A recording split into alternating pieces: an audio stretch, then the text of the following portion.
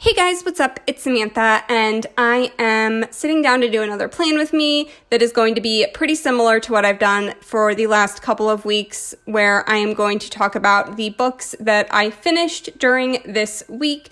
So this was the week of April 13th through the 19th, and before I jump into the 4 books that I finished this week, I did just quickly want to say I'm using a Scribble Prints Co. kit. I believe this was a mystery kit, and this was a spring cleaning Marie Kondo kind of inspired kit. And then I also pulled in some sparkly hollow and a little bit of regular hollow foil, and the Simply Gilded washi on the bottom is from one of her older Galaxy Celestial themed sets that she does. I can't remember which one that was, but it worked really well with this kit and I wanted to use it. Does it match the theme? Not at all, but the colors were pretty. It's hollow. I wanted to use it. So overall, real quick, nothing wild or crazy happened this week. I think the most exciting thing I did was I baked a chocolate cake on Tuesday. This was still sort of early stages of staying at home. I think this was my first week being officially unemployed, but other than that, not much else going on. So I'm going to jump into the books that I read, and just like last time, if you're not interested in listening to me talk about the books, mute this, put on your own music, and then just watch the stickers. If you're here just to hear about books and you don't care about the stickers, cool, put me on in the background and just listen to me talk. But this is something that makes me really happy, and I've gotten a lot of positive feedback from people who also share my overlapping planning and book interests. So I'm going to go ahead and get started. So the first book that I completed was actually more of a novella. It was Silver in the Wood by Emily Tesh. I think this was just over 100 pages. I gave this 3 stars. This was a sort of fairy tale inspired novella. There's not a lot of explanation. It kind of has a lot of those fairy tale tropes where you just have to accept that things are the way they are and you go with it and you don't necessarily get a lot of explanation. There's a dark, ominous forest. There's a man who lives in the forest and another younger man who's sort of the new lord of the manor.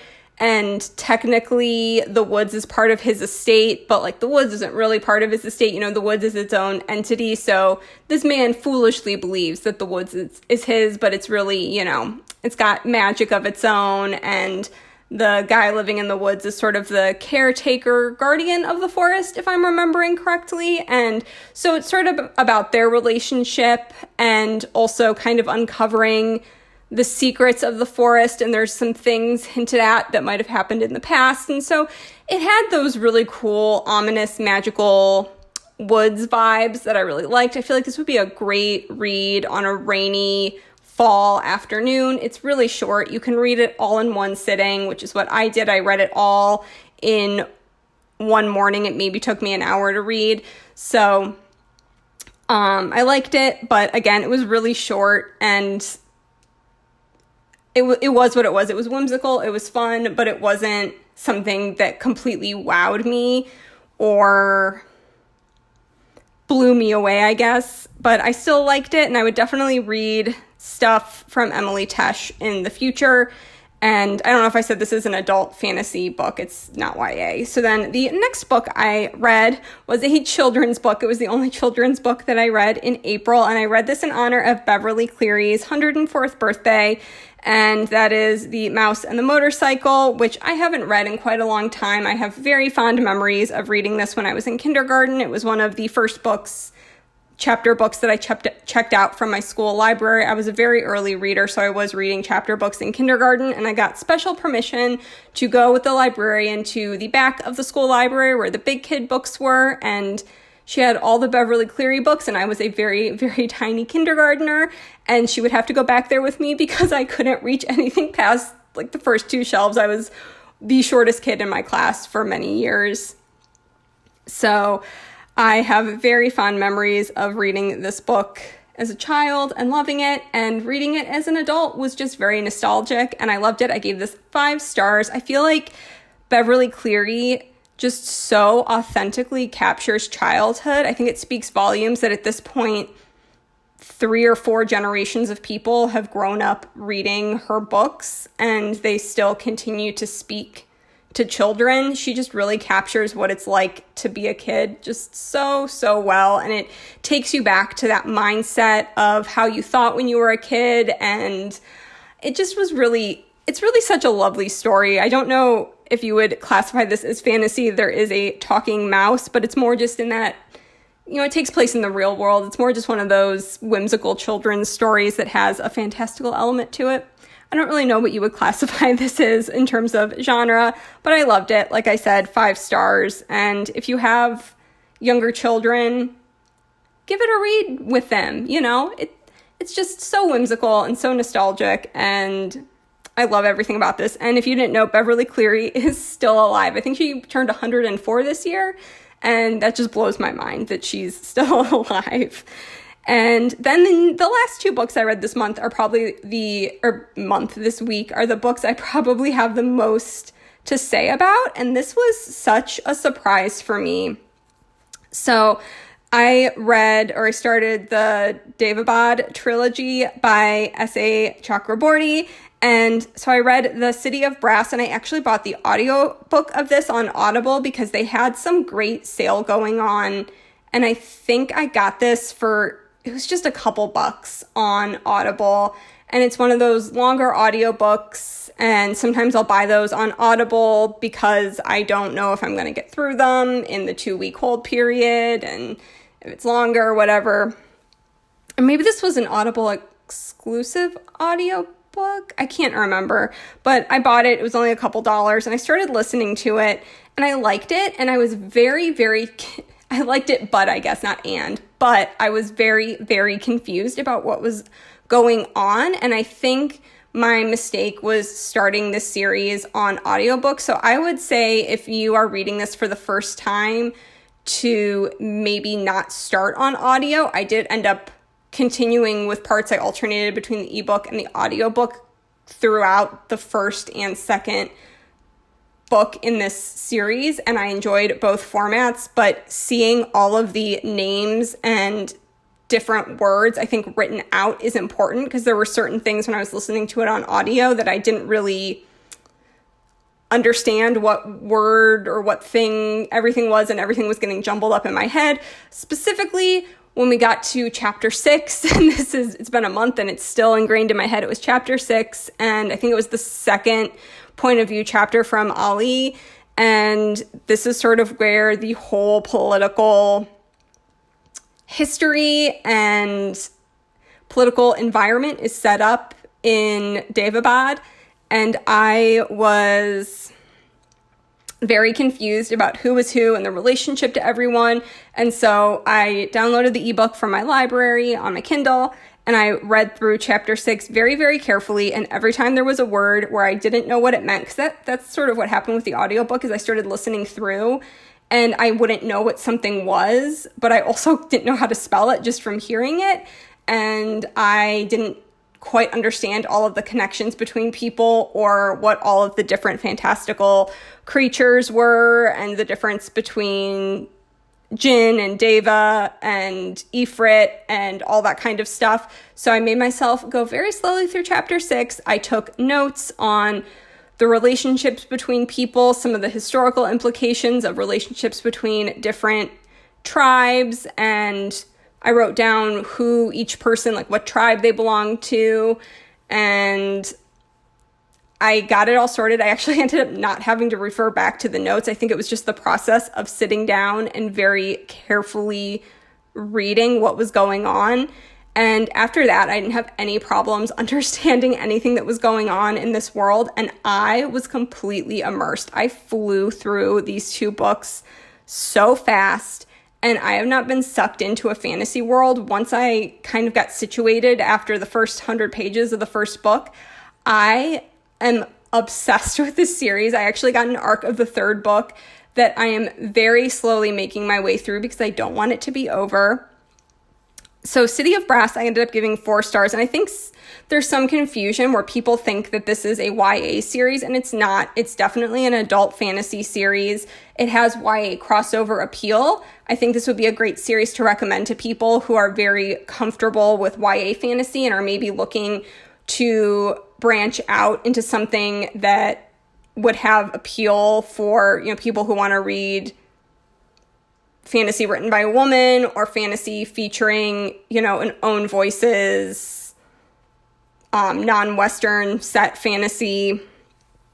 And this I just love so much. The first book is a little younger. There's a pretty big time jump between the first book and the second book. I want to say it's about 5 or 6 years. So in the first book, they're all maybe 18 to early 20s.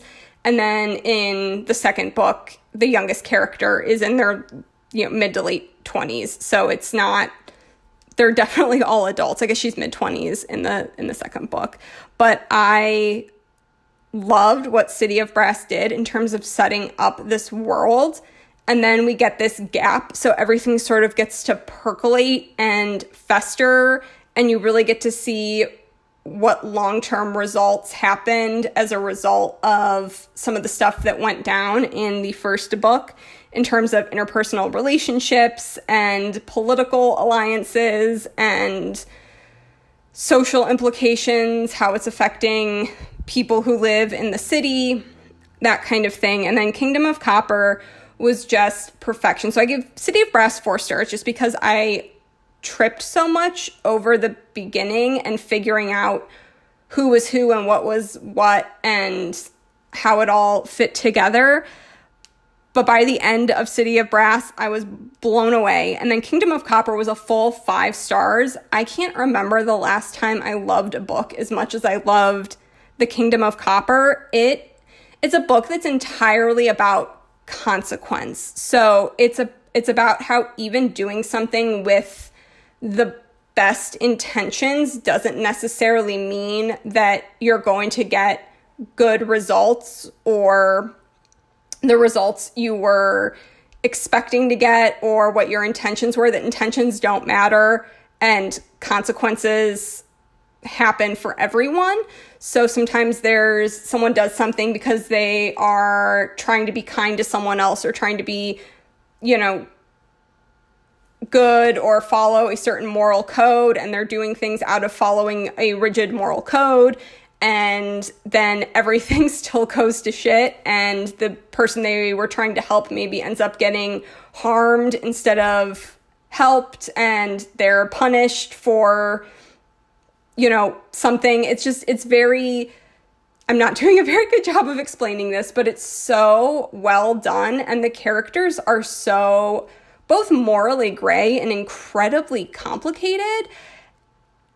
There's no one who's really the good guy or the bad guy. There's kind of forces that you're like, that's not great, and people that have good intentions, but you also can see sort of maybe past, you get a bigger scope than what individual characters are seeing, and you can see how, even though they have great intentions, that they probably shouldn't do what they want to do either, because there's going to be some bad things will happen as a result of those good intentions. And so you really almost don't even know who to root for through the entire book. You're following 3 different points of view in the Kingdom of Copper. And you really you don't want any of them to get their way, but you also want everyone to get their way. You like these people, you care about these characters, but they're all just a little off base. What they want is short-sighted, or they are too idealistic, or they're just not thinking fully. I don't really know how to quite explain this, but it was so good. The politics in this book are spot on. I couldn't help but favorably compare some of the political wheeling and dealing and the reveals in this to Game of Thrones. Obviously, Game of Thrones has a world that is much more expansive than what's going on in this trilogy, but a lot of the morally gray wheeling and dealing and politicking in this book was just so good. I haven't been that invested in a political situation since Game of Thrones. Talking about the books, I guess, so Song of Ice and Fire, not the TV show. But I just loved everything about how the characters were handled in this book, the politics were handled in this book. It was so, so beautiful. And the end of the second book literally had me screaming. I stayed up so late. That was what that Night Owl sticker on Sunday was for. I stayed up so late because I was just like, I can't go to bed until I finish this book. And I got done with the book and was just like, what? What was this? Like, what just happened? And I mean, was just completely thrown by everything that happened in this book. So I cannot recommend the series highly enough. I am about a quarter of the way into the third one. I've really been rationing how quickly I'm reading this because I don't want it to be over, and I'm loving it. I'm sure I'm going to sit down and then end up flying through it probably this week, but I just keep reading a couple chapters at a time. They're pretty long books, so I'll read a chapter or two and then I put it down because I don't want it to be over, and I'm just savoring it, which I never do with books. But this series as a whole is just absolute perfection, despite some of my issues I had, which I do think that I wouldn't have had those issues with the stumbling in the first few chapters and the world building stuff if I had been reading it. I really do think it's because I started on audio and I wasn't quite... It's harder on audio to sort of stop and reread a paragraph or sort of go, oh, okay, this is who this is what that is, flip to the map, flip to the glossary kind of things. It is one of those books that has like maps and glossaries and all that kind. I mean, if you read fantasy, you're used to that. But I definitely would not recommend starting on audiobook, but I think it's, once you are settled in the world, I thought the audiobooks were great too. I probably ended up splitting these pretty 50-50 between audio and ebook. Obviously, the third book is an ARC, so I'm exclusively reading that. And again, having a lovely reading experience as far as all of that goes. I literally could just, I don't know, be effusive about these books for an hour. Just everything about them, the world, the history, the politics, the characters, the gray morality, everything about these books is just absolute glorious perfection. So this is also the finished spread. I really do love how this spread turned out, even though not much of anything happened during this week. It was pretty chill, pretty boring, lots of reading. But yeah, I hope you enjoyed this. I hope really, if you get anything out of this, just go pick up the Day of Abad trilogy. The third one comes out in about a month. You won't regret it. If you like high fantasy, epic fantasy, gotta read this. So thank you guys so much for watching this video. I hope you enjoyed, and I will talk to you in my next one. Bye, guys.